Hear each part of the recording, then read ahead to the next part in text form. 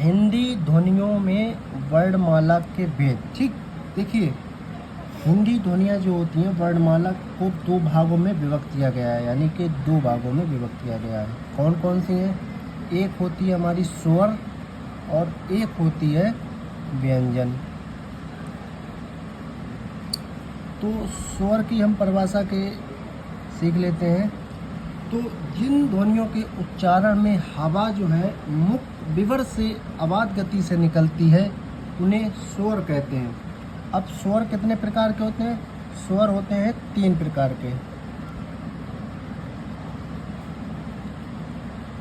तो हम स्वरों के प्रकार को लिख लेते हैं। सबसे पहले होता है मूल स्वर, दूसरे नंबर पर आता है संधि स्वर और तीसरे नंबर पर हमारा आता है प्लुत स्वर।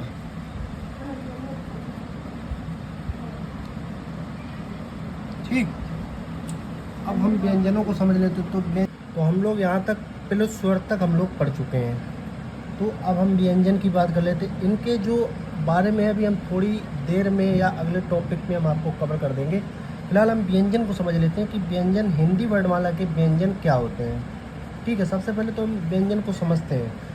व्यंजन क्या होता है? जिन ध्वनियों के उच्चारण में हवा मुख विवर से अबाध गति से नहीं निकलती बल्कि उसमें पूर्ण या अपूर्ण अवरोध होता है, व्यंजन कहलाता है।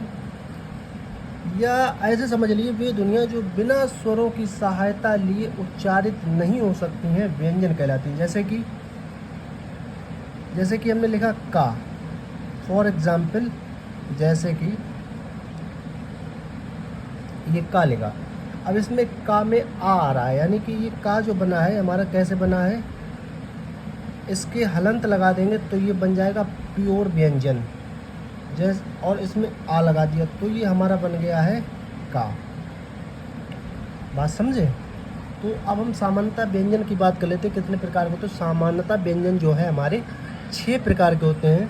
तो हम इन व्यंजनों के प्रकार को लिख लेते हैं, फिर इनके बारे में हम अभी थोड़ी देर में हम डिस्कस करेंगे। तो सबसे पहले हम लिखते हैं कि व्यंजन के प्रकार के तो सामान्यतः जो हमारे व्यंजन होते हैं, सामान्यतः व्यंजन के होते हैं हमारे 6 प्रकार के होते हैं। ठीक है, तो हम लाइन वाइज लिख लेते हैं। सबसे पहले व्यंजन का नाम होता है स्पर्श व्यंजन।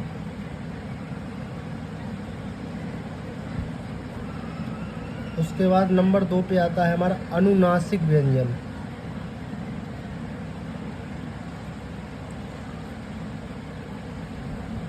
नंबर 3 पर आता है हमारा अंतस्थ व्यंजन।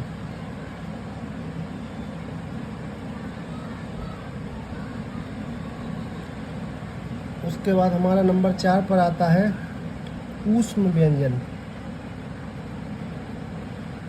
नंबर 5 पर आता है हमारा उत्क्षिप्त व्यंजन।